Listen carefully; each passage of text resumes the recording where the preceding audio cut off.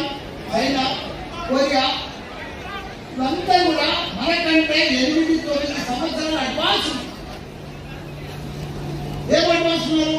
టెక్నాలజీలా, scilla, వర్క్లా, రీసెర్చ్లా, సైంటిస్ట్లా, ప్లానింగ్లా వాళ్ళు advance ఉన్నారు.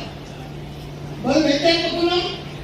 8-9 ఏళ్ళ తర్వాత వాళ్ళు చేసే పని ఇప్పుడు చేస్తారు, తర్వాత చేస్తున్నాం.